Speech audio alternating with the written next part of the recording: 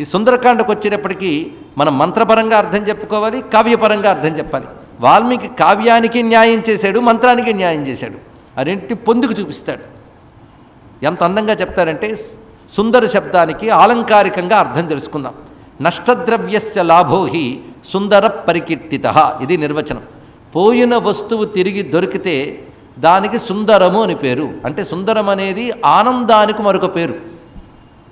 ఎందుకంటే ఆనందానికి రకరకాల పేర్లు ఉన్నాయి. రమణీయం, కమనీయం, సౌందర్యం, రకరకాల పేర్లు చెప్తాం. మనమైతే అన్నీ వాడేస్తాం, కానీ శాస్త్రం దేనికి ఏది వాడాలో చెప్తుంది. కానీ సుందరం అనేది ఆనందానికి పేరు. అటువంటి ఇప్పుడు ఏ ఆనందాన్ని సుందరం అనాలి అంటే నష్టద్రవ్యస్య లాభోహి, పోయిన వస్తువు తిరిగి దొరికితే కలిగే ఆనందానికి సుందరమని పేరు అని చెప్పాడు ఇక్కడ. ఇందులో పోయిన వస్తువు ఎవరు, దొరికినది ఎవరు అనగానే ఎవరైనా చెప్పగలం. పోయిన వస్తువు ఎవరమ్మా? సీతమ్మ. ఆ సీతమ్మ జాడ దొరికింది, అప్పుడు ఒక ఆనందం కలిగింది. ఎవరికి కలిగింది? ఒక్కొక్కరికి ప్రశ్న వేసుకుందాం. సీతమ్మను చూసిన వెంటనే మొదట అమ్మయ్య వెతుకుతున్న వస్తువు కనబడిందని ఆనందం కలిగింది ఎవరికి? హనుమస్వామికి.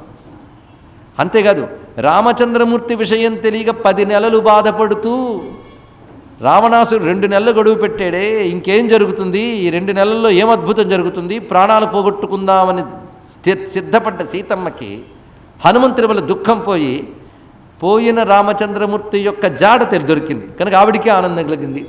ఇద్దరు పొందారు. అంటే వాళ్ళిద్దరికీ ఆనందం కలిగిన కాండ. అంతేకాదు హనుమంతుడు తిరిగి వచ్చిన తర్వాత ఆయన వెళ్ళి ఏం చెప్తాడా అని ఎదురు చూస్తున్నటువంటి వానర వీరులందరూ తిరిగి హనుమంతుడు రాగానే వాళ్ళు ఆనందాన్ని అనుభవించారు. తర్వాత వార్త తెలిసిన సుగ్రీవుడు కూడా ఆనందాన్ని అనుభవించాడు.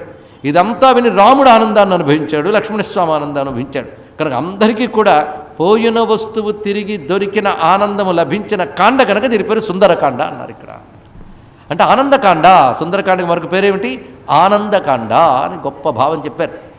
అందుకే సుందరకాండ పారాయణ చేస్తే నష్టపోయినది, దెబ్బతిన్నవి కోలుకొని మళ్ళీ మనం బాగుపడగలం. అందుకే సుందరకాండ పారాయణ దుఃఖాన్ని పోగొట్టి భయాలు తొలగించి ఆనందాన్ని ప్రసాదిస్తుంది అని ఆ కాండ పేరులోనే కనబడుతుంది.